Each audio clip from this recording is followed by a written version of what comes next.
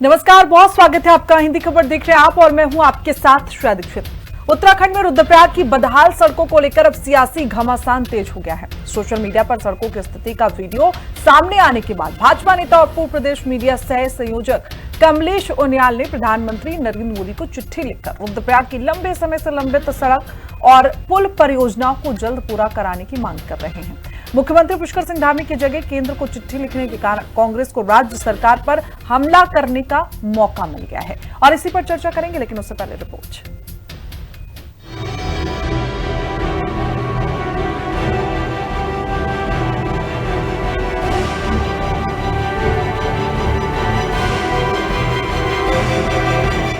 BJP नेता और पूर्व प्रदेश मीडिया सह संयोजक कमलेश उनियाल ने केंद्र से हस्तक्षेप की अपील करते हुए चिट्ठी लिखकर उत्तराखंड शासन को सड़क मार्गों की स्थिति सुधारने के लिए आवश्यक निर्देश देने का अनुरोध किया है। कमलेश उनियाल का कहना है कि रुद्रप्रयाग जैसे महत्वपूर्ण पर्वतीय जिले में सड़क संपर्क केवल विकास का मुद्दा नहीं, बल्कि स्थानीय लोगों की रोजमर्रा की जिंदगी, पर्यटन और चारधाम यात्रा से भी जुड़ा है। उनकी चिट्ठी को लेकर सामने आई रिपोर्टों में सड़क और पुलों की वर्षों पुरानी समस्याओं का भी जिक्र है।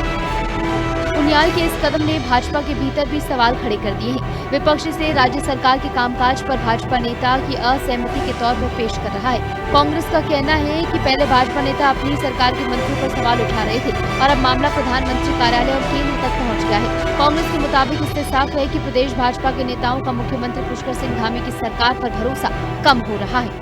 कि सरकार के काम करने का जो तरीका है वो ऐसा है कि विकास अवरुद्ध हो रहा है, पुल टूट रहे हैं, सड़कें बह रही हैं और निश्चित रूप से भाजपा नेता स्वयं अपनी सरकार को कटघरे में खड़ा कर रहे हैं, मंत्रियों को कटघरे में खड़ा कर रहे हैं।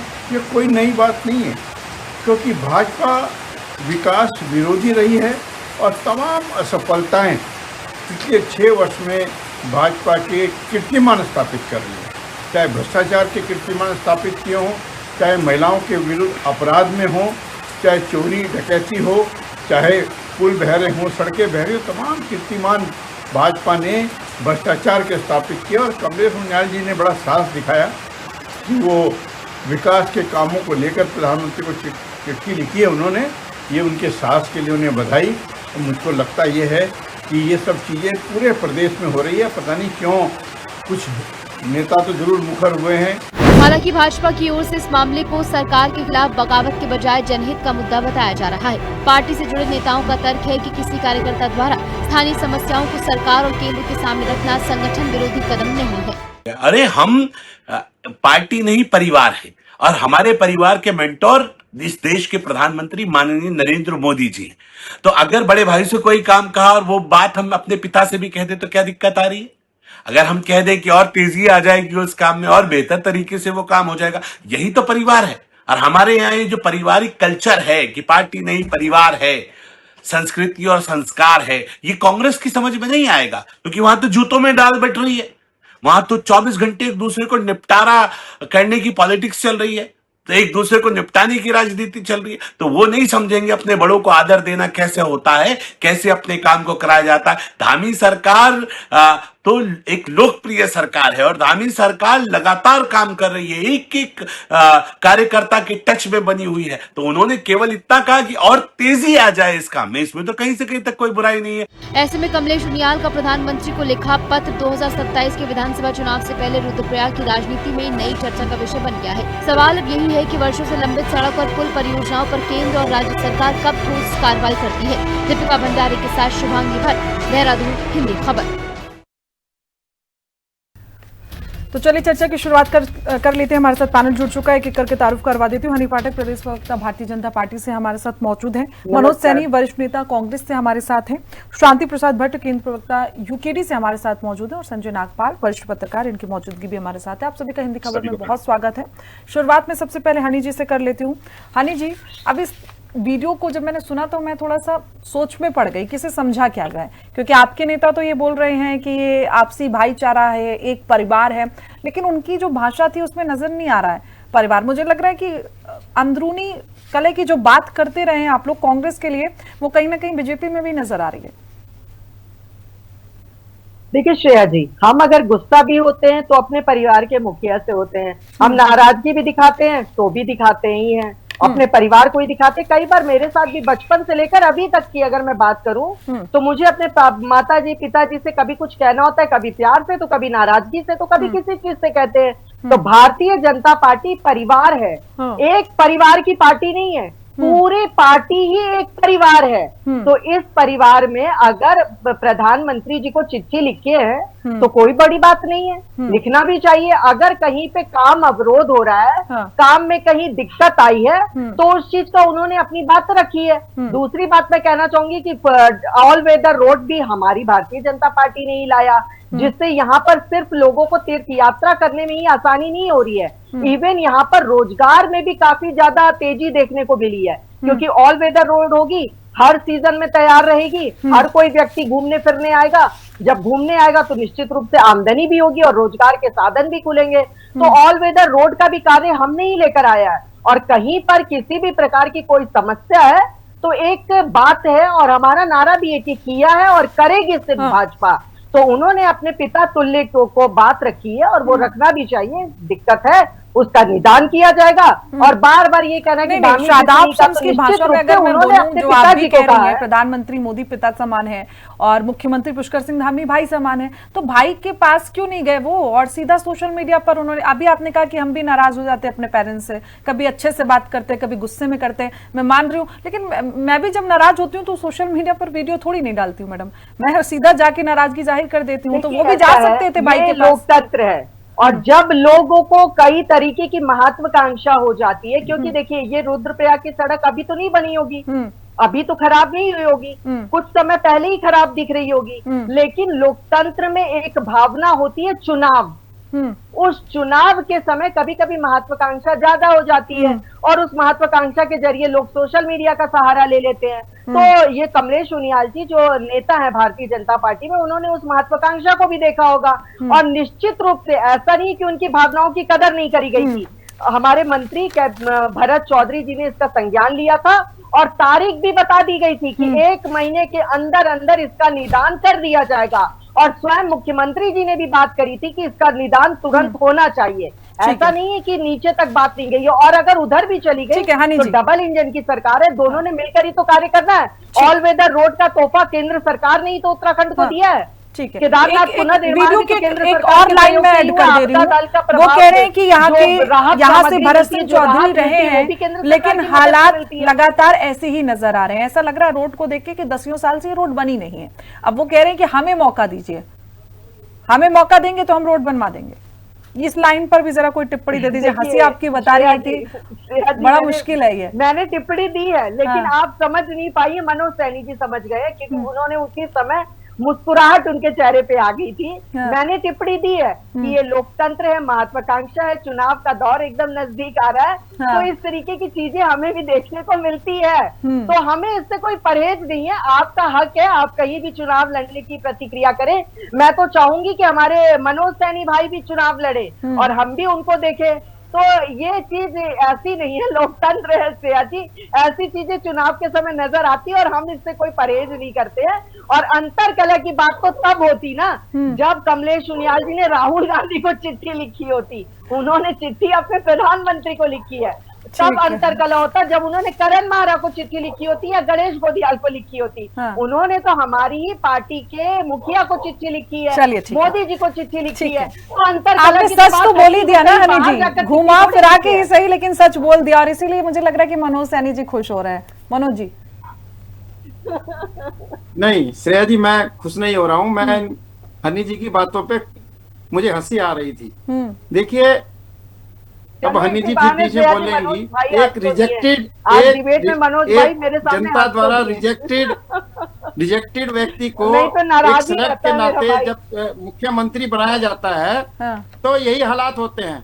और हनी जी ने इसको दूसरा दे दिया, आपने सवाल भी किया लेकिन उस सवाल का जवाब नहीं दिया। जब वो यहाँ से मुख्यमंत्री से निराश हो गए तो उन्हें मजबूरन में प्रधानमंत्री को चिट्ठी लिखनी पड़ी।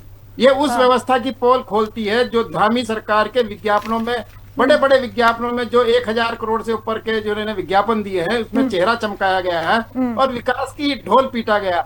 उस विकास की ढोल की पोल अब हमारे कमलेश उनियाल जी ने खोल दी है। और आप देखिएगा ये हमारे जो हनी पाठक जी हैं ये बता रही लेकिन थी हनी कि पाठक अभी जी की टूटी एक होगी। बात तो सही है ना, आपने- चुनाव से पहले ऐसा तो देखने को मिलता है, कांग्रेस में भी तो देखने को मिलता है, कभी कोई मौन साध लेता है, कभी कोई एक मंच पर इकट्ठा नहीं मनोज होता भाई है। इंतजार करो, मनोज जी। आरएनएस शर्मा इकट्ठा होने वाला है, हरक सिंह रावत ने बिगुल बजाया है ना, ठीक है, उसके लिए भी ठीक है, इंतजार मनोज जी करो, जवाब अगली दीजिए। डिबेट श्रेया जी उसी पे करेंगी।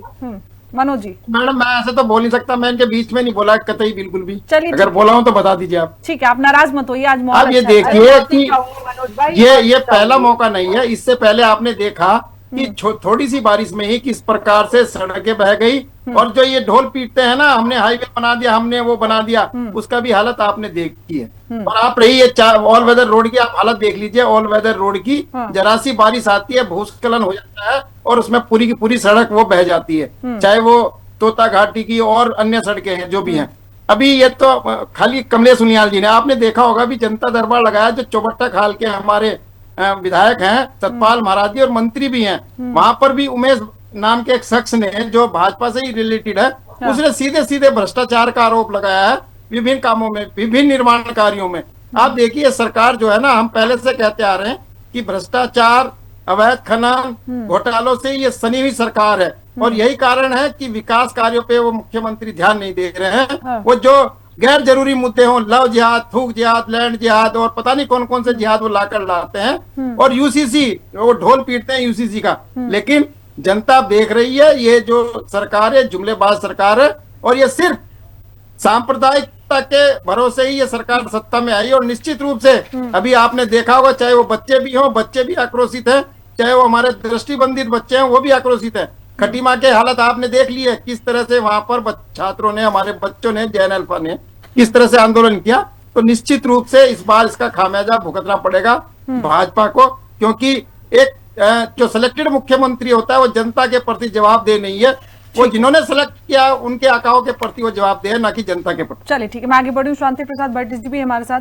भट्ट साहब, क्या नजर आ रहा है कि सच में अंदरूनी कलह है या फिर बीजेपी हर चीज को खोलकर रखती है सबके सामने, अच्छाइयों को भी बार बार दोहराती रहती है और बुराइयों को भी बार बार दोहरा रही है? देखिए श्रेया जी, यही बात अब जनता की समझ में आ रहा है कि भारतीय जनता पार्टी का राजनीतिक जहाज डूबने लगा है। स्वार्थी, लालची, भ्रष्टाचारी अब इधर उधर भागने लगे। हम पहले से इस बात को कह रहे थे कि देवभूमि में ना हिंदू खतरे में है, ना मुस्लिम खतरे में है, ना सिख खतरे में है, ना ईसाई खतरे में है। खतरे में उत्तराखंडियत है और कारण भ्रष्टाचार है। परिणाम आपके सामने है कि अब जो भाजपा ये कहा करती थी हम अनुशासित पार्टी हैं, हमारे यहाँ कोई व्यक्ति यदि मुंह खोलेगा तो उस पर होगी।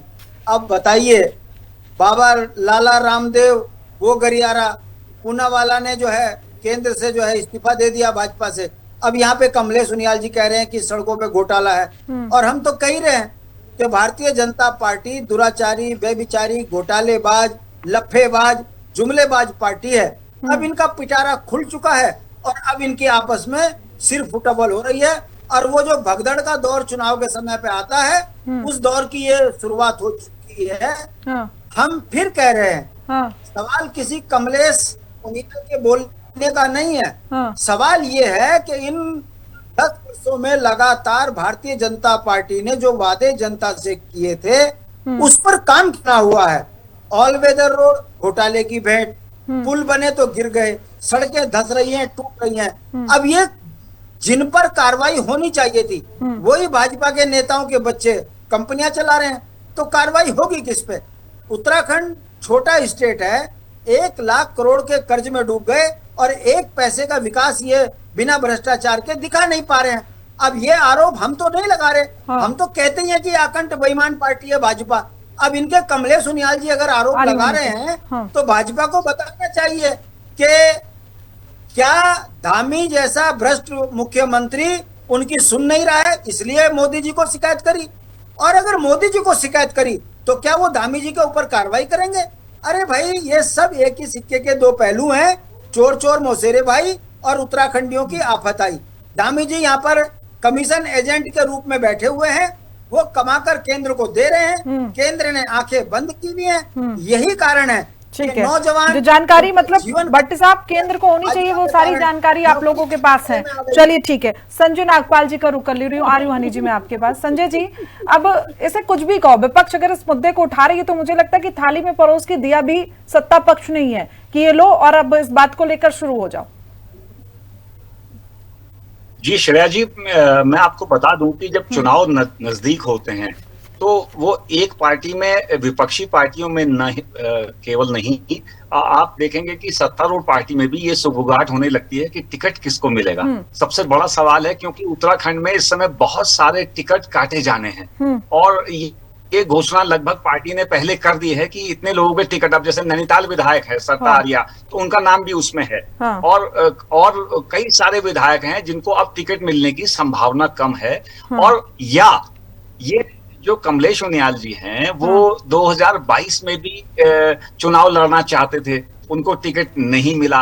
अब 27 में भी उनकी भूमिका है कि टिकट मुझे मिल जाए। तो देखिए, कुछ अलग करेंगे आप तब पार्टी कंसीडर करेगी और लोग भी तभी कंसीडर करेंगे कि किस व्यक्ति को वोट क्यों दिया जाए। इसके आने से अगर सड़कों का जाल अच्छा बिछ सकता है तो क्यों नहीं इसी का नंबर दोबारा लगाया जाए। तो मैं आपको बता दूं कि प्रदेश सरकार का, मैं तो नैनीताल रहता हूं, यहाँ से जब मुझे जाना होता है हल्द्वानी और आसपास की सड़कें वो सब बिल्कुल टूटी हुई हैं। यहाँ से रामनगर, नैनीताल रामनगर की सड़क पूरी ध्वस्त है। मतलब सड़कों पे कुछ काम सचमुच नहीं हो पा रहा है। अभी देखिए, छोटी छोटी समस्याओं के लिए मैं आपको बताऊं कि नैनीताल में पिछले 1 साल से लोअर माल रोड बंद है। उससे ट्रैफिक, जब टूरिस्ट आता है तो दबाव बढ़ जाता है क्योंकि एक ही रोड से आना जाना होता है। तो मैं ये बात बीच में इसलिए कह रहा हूं कि आजकल तीसरा दिन है, मां नैना देवी व्यापार मंडल के जो अध्यक्ष हैं पुनीत टंडन, नौजवान हैं, तो वो नौजवान व्यक्ति तो धरने पे बैठा हुआ है और 2 दिन बाद उसने ये कहा है कि अगर मेरी मांगे नहीं मानी जाती हैं तो मैं भूख हड़ताल पे आ जाऊंगा। तो आप देखिए ना, ये प्रोटेस्ट भी बढ़ते चले जा रहे हैं और पार्टी के लोग भी जो है प्रधानमंत्री को शिकायत कर रहे हैं कि सड़कें नहीं बन पा रही हैं। तो ये बहुत जरूरी है पार्टी इन सब चीजों पर गौर करे। देखिए, अब तो चुनावी दौर है, इधर अगर घोषणाएं भी हो जाएंगी तो लोग उसको नहीं मानते हैं कि आपने पिछले 10 साल में क्या किया। सड़कें ही ऐसी बनाते हैं कि एक बारिश में सड़कें सब टूट जा रही हैं। तो ये भ्रष्टाचार बहुत ज्यादा व्याप्त है, इस पे लगाम लगाए जाने की आवश्यकता है। तो पार्टी को चाहिए, सत्ता को चाहिए कि इन सब चीजों पे लगाम लगा के रखी जाए। बिल्कुल हनी जी, ये बात तो सत्य है क्योंकि तस्वीरें रोज आती हैं, तमाम बार आप भी डिबेट में जुड़ी कि कहीं पुल टूट गया, कहीं सालों से पुल ही नहीं बना। अब आपके ही नेता इस पर सवाल उठा रहे हैं, तो मतलब समस्या तो आएगी क्योंकि राज्य में सुना नहीं जा रहा, जब जाके केंद्र में इस तरीके से चिट्ठी लिखी जा रही है, लोग कैसे यकीन। इसमें पिस मुझे ऐसा लग रहा है कि आम जनता रही है। हनी जी, देखिए श्रेया जी, उत्तराखंड, हिमाचल प्रदेश वो पहाड़ी राज्य है जहां पे भौगोलिक स्थिति और प्रदेश के मुकाबले काफी विषम है और परिस्थितियां और जटिलताएं इन दोनों क्षेत्रों में, राज्यों में बहुत ज्यादा देखने को मिलती है।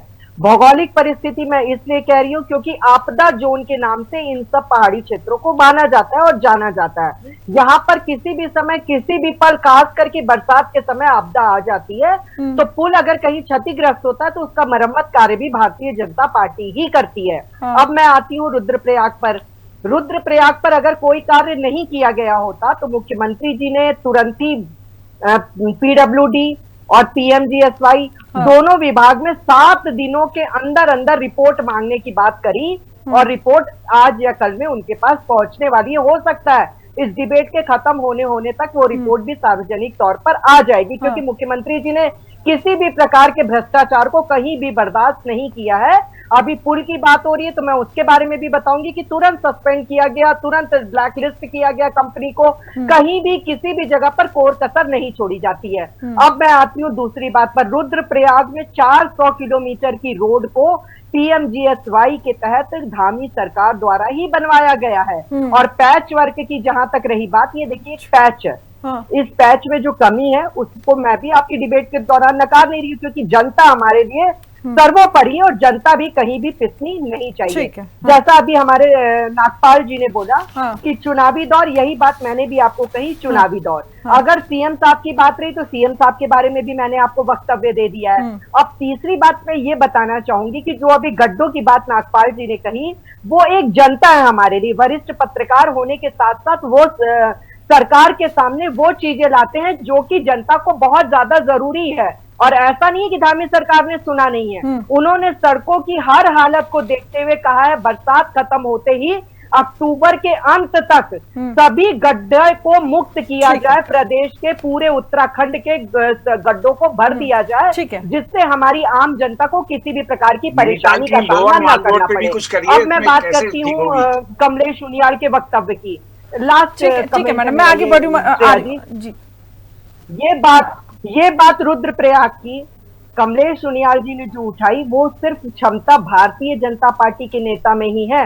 अगर कांग्रेस धरातल पर कार्य करती ना तो शायद इस तरह के मुद्दे कांग्रेस उठा पाती, लेकिन कांग्रेस के पास मुद्दे हैं नहीं, क्योंकि चलिए मनोज जी, मुद्दे हैं नहीं आप लोगों के पास, तो और ये मुद्दा क्या मैं गलत कह रही हूँ नागपाल जी? ठीक है, अगर ये जनता से जुड़े होते मनोज तो जी, शायद वो कह रही कि मुद्दे तो आप लोगों के पास बचे नहीं है, और अक्टूबर के बाद भी मुद्दा ये जो अभी जिन मुद्दों को लेकर आप लोग आरोप लगा रहे हैं वो भी नहीं रहेंगे। मुख्यमंत्री ने कह दिया कि अक्टूबर तक सारे गड्ढे बिल्कुल भर दिए जाएंगे। मनोज सैनी जी, मुख्यमंत्री है, मुख्यमंत्री तो कुछ भी कह सकते हैं।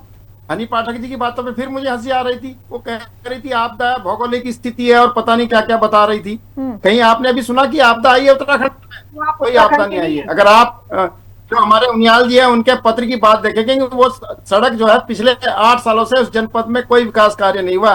ये हम नहीं कह रहे हैं, भाजपा के नागपाल जी अभी आपदा आई 2 दिन पहले, 3 दिन पहले अभी आपदाई जी, मैं आपके बीच नहीं बोला, आपके बीच नहीं बोला। उत्तराखंड की जानकारी आपके देखिए श्रेया जी, जो अभी बाढ़ आई पूरा का पूरा गाँव लेके जा रही थी, वो आपने देखा नहीं क्या वो नजारा? ठीक है, देखो उत्तराखंड में रहते हो, थोड़ा उत्तराखंड की जानकारियां रखा करो। अभी 3 दिन पहले ही आपदा आई है, थोड़ा सा जानकारी। ठीक है हनी जी, मनोज जी, वो जानकारी के साथ बोलोगे तो थोड़ा सा अच्छा रहेगा। ठीक है अब आप इनको चुप करेंगे तो मैं अपनी बात रखूंगा। मनोज जी रखे प्लीज हनी जी। अब आप देखिए कि इनके जो इनका आंतरिक सर्वे हुआ है, जो मीडिया में भी है और सोशल मीडिया में भी है, कि 32 विधायकों के जो नकारा, जिन्होंने कोई काम नहीं किया, इसलिए तो उनके टिकट कट रहे हैं। उन्होंने अपने क्षेत्रों में कोई काम नहीं किया, इसलिए उनके टिकट काटे जा रहे हैं। और इसी उसमें ये इनकी विकास कार्यों की पोल खुल रही है। कोई चीजें हैं वो भारतीय जनता पार्टी ने तो कोई सर्वे इस तरह का नहीं किया। बार बार ये सर्वे उठा रहे, उस सर्वे की कोई ऑथेंटिसिटी दीजिए आप सैनी जी, क्योंकि भारतीय जनता पार्टी ने तो कोई ऑथेंटिसिटी एक बार उनका उनकी बात खत्म हो जाने दीजिए, फिर आप लोगों ने बात का जवाब कार्यालय के अंदर बैठकर करवाया। ठीक है सैनी साहब, सर्वे करवा लो। श्रेया जी, कांग्रेस के पास इस समय मुद्दों की कोई कमी नहीं है, चाहे वो भ्रष्टाचार का मुद्दा हो, घोटालों का मुद्दा हो, खनन का मुद्दा। सबसे बड़ा मुद्दा मैं आपको बता दूं, जिस प्रभु श्री राम के नाम पर, जिस सनातन के नाम पर सत्ता में आए, उसी आप ये कहना चाहते हैं मंदिर में चढ़ावा डकैती की, उसी बाबा बद्रीनाथ भगवान बद्री विशाल के मंदिर में भाजपा और आरएसएस के लोगों ने मिलकर चढ़ावा डकैती। अरे मनोज जी, अयोध्या में हुई घटना को आप इस सड़क से कैसे जोड़ रहे हैं? मुझे यही नहीं समझ में आ रहा है। मंदिर से 228 किलो सोना चुराया। हमारी धामी सरकार ने प्रथम दृष्टया ही कह दिया था कि इस तरीके का जो अपराध वैकुंठ धाम में हुआ है माता पिता के हत्या के तुल्य माना जाएगा, दोषियों को किसी कीमत पर बख्शा नहीं जाएगा, और तुरंत दोनों लोगों को हिरासत में लिया गया। आप कौन सी दुनिया में रहते, क्या उत्तराखंड में नहीं रहते सैनी जी? आप कहीं और से जुड़ते हैं क्या? उत्तराखंड की जानकारियां नहीं रखते? कोई जवाब नहीं है।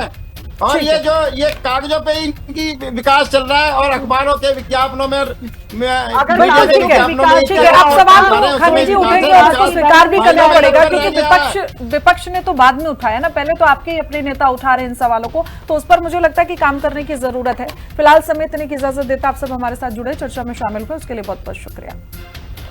तो देखिए, उत्तराखंड की खराब सड़क और जिस तरीके से बीजेपी के खुद जो कार्यकर्ता हैं वो इस मुद्दे को उठा रहे हैं, अब इसके बाद अब सियासत तेज होती हुई फिलहाल उत्तराखंड में नजर आ रही है। लेकिन ये सिर्फ राजनीति है, टिकट लेने की होड़ में इस तरीके के सवाल उठाए जा रहे हैं, या वास्तव में सड़कें उत्तराखंड की बेहद खराब है, जिसकी परेशानी सिर्फ आम जनता को हो रही है। इसी के साथ बुलेटिन में इतना ही। फॉलो लौटूंगी कुछ और खबरों के साथ, तब तक के लिए बने रहिए हमारे साथ और देखते रहिए खबर। नमस्कार।